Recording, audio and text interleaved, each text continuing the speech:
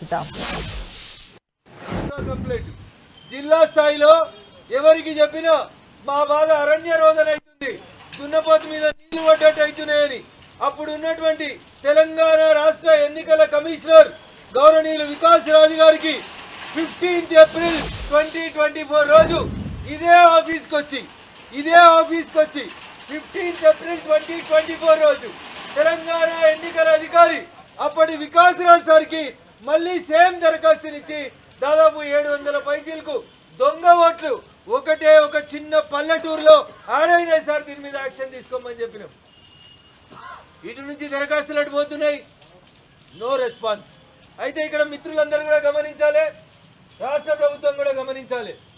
దాన్నే ఓట్లున్నాయని ఎట్లా చెప్తావు, నీకేం తెలుసు అని అడిగే డౌట్లు కూడా కొంతమంది మేధావులకు వస్తుంది. అందుకని ఐలాపూర్ అనే ఊర్లో ఎన్ని ఇళ్ళు ఉన్నాయి, ఎంతమంది ఇంటి పన్ను కడుతున్నారు, అధికారికంగా రైట్ టు ఇన్ఫర్మేషన్ కింద పెట్టి ఐలాపూర్ అనేటువంటి గ్రామ పంచాయతీలో ఎన్ని ఇళ్ళు ఉన్నాయని అడిగినాం.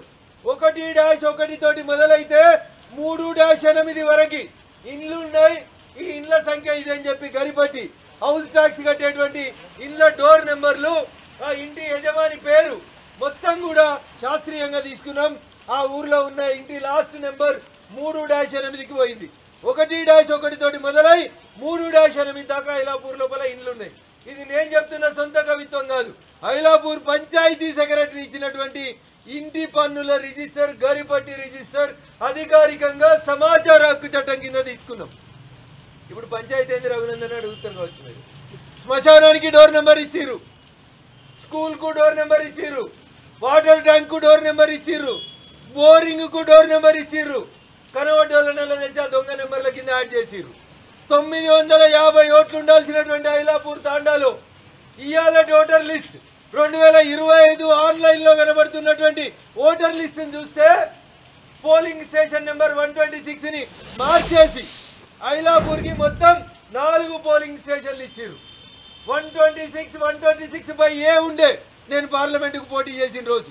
అప్పుడు ఉన్నటువంటి 2 పోలింగ్ స్టేషన్లను తీసేసి ఇప్పుడు కొత్త నెంబర్లు ఇచ్చి polling station number 136, polling station number 137, polling station number 138 అని 3 కొత్త నెంబర్లు ఇచ్చి అరే 1650 దొంగోట్లని మేమంటే ఇవాళ దాదాపు 2500 ఓట్లు ఐలాపూర్ అనేటువంటి ఒక పంచాయతీలో వచ్చినాయి. నేను బహిరంగంగా సవాల్ విసురుతున్నా, జిల్లా కలెక్టర్ వస్తాడా, ఎలక్టోరల్ ఆఫీసర్లు వస్తారా, రాష్ట్ర ప్రభుత్వం ఇంకెవరైనా స్పెషల్ ఆఫీసర్ని పంపిస్తుందా? ఒక్కసారి మీరు ఐలాపూర్ అనే ఊరికి రండి, ఊర్లో ఉన్న డోర్ నెంబర్లు చూడండి, ఆ ఇళ్లలో ఉన్న మనుషుల్ని చూడండి. 950,000 కంటే ఎక్కువ ఓట్లు లేని ఊర్లో ఇలా దాదాపు 2400 ఓట్లు వచ్చినాయి.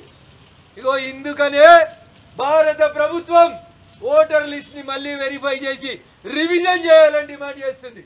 My straight question to mister Rahul Gandhi, leader of opposition, is here in Telangana. The ruling party is your party only. You went to Karnataka, you went to Bangalore, you have taken one assembly and you said that there are duplication of votes. I am leader of opposition. Now I am demanding in another state which is ruled by Congress and Mr. Revanth Reddy, instead of 950 votes in a small village Ailapur, now we have increased the voter list to 2400. దాదాపు 2 రెట్లు పెంచింది. Basic question భారత ప్రభుత్వం sir ఎందుకు చేస్తుంది అంటే, special intensive revision ఎందుకు చేస్తుందంటే ఇగో గిందుకనే చేస్తుంది. 950 ఓట్లు 2400కి ఒక చిన్న పల్లెటూరులో, ఐలాపూర్ అనే ఒక చిన్న పల్లెటూరులో పెరిగితే హైదరాబాద్